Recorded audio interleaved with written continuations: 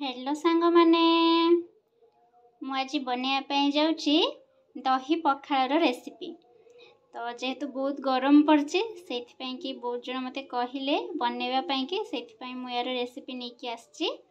तो से प्रथम ये पखाड़ को नहीं जो भात को भात रे पानी ढालिकिना मुझे पखाड़ नहीं ये किसी दही को मु फेंटिकी नहीं ता सहित मुझे नहीं कि आंब अदा को छेचिकिना नहीं गोटे कंचा लंका को फाड़ कर नहीं धनिया पत्र नहीं आ लेंबू नहीं ता सहित छुंक पाई नहीं कि भृसंग पत्र आ गोटे सुखा लंका। तो एबे मु प्रथम ए दही को देदेवी। एबे मु छेचिकी रखिथिबा आंब अदा को एथिरे देदेवी। कंचा लंका को देदेवी। धनिया पत्र को मध्य एथिरे पकाई नेबी। एबे मु एथिरे स्वाद अनुसार लूण पकाईदेवी। याको मु भल भाबे गुळाई नेबी। तो एबे मु याको भल भाबे गोळाई नेछि। चलंतु एबे आमे छुंक प्रस्तुत करिबा। तो मु छुंक पाई कि एबे एथिरे तेल को गरम कर नउछि। तापर सेथिरे तेलटा टिके गरम हैला परे मु एथिरे गोटे चम्मच सोरिष आ अल्प किछि जीरा को नहीं ताको एबे पकाई देबे। एमती टिके फुटी आसिले एथिरे मु भृसंग पत्र को पकाइबी।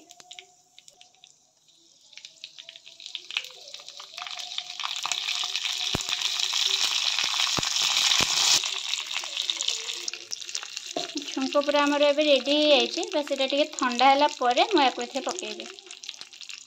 तो छुंक ठंडा हवा भितर मु एठी किछि कला लूण एथे पकाई दोछि और जो लेंबू नेथली ताको एमती हल्का चुपुड़ी की एथे एमती पकाई दोछि। याको भल भाबरे फेंटी नउछि। एबे एथे छुंक को दे देबी।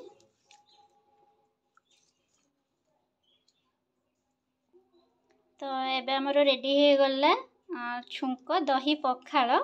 तो आपण मैंने याको एमती खाई परिबे। जदि चाहिए आ टिके अधिक ठंडा पाई ताले एथिरे आइस क्यूब पकेकी मते याको खाई परिबे। तो मु लास्ट रे आपन को देखि दोछि मु आज दही पखाड़ सहित कौन कौन सब खाउछि। मु तो बहुत एक्साइटेड अछि खाया लागि। ताले चलंते बे देखियो मु कौन सब देखि आज दही पखाड़ खाइबे। तो देखंतु मु आज दही पखाड़ सहित कौन सब खाउछि। एठी नेछि भेंडी सोरिष देकी भजा हेछि। एठी बैगण बेसन कॉर्नफ्लोर एगुडा देकी टिके भजा हेछि। आउ मोर होछि एठी साग अछि साग भजा। ता सहित एठी अछि मोर बड़ी पियाज देकी चूरा हेछि ताको बटा हेछि। एठी अछि कलरा बादाम पियाज ए सब पकेकी को चटनी करा हेछि। एठी आलू पियाज चटनी पियाज लंका ता सहित एठी अछि कलरा आलू सजना चुई बैगण ए सब पड़ी कोन गुडा तरकारी हेछि। तो आज मोर ये गरम गरम पागरे ठंडा ठंडा पखाड़ देखिकी मो पाटिरु तो लाल भइलानी मु चालली एबे खाया लागि। तो एतिकी मोर खाइबा आपण माने मध्ये एमती दही पखाड़ बनांतु एवं नाना तरकारी देकी खांतु एवं टेस्ट करी मते निश्चिंत कमेंट माध्यम रे जणांतु जे आपण मानकु दही पखाड़ केमती लागिला एवं like share and subscribe. Thank you for watching.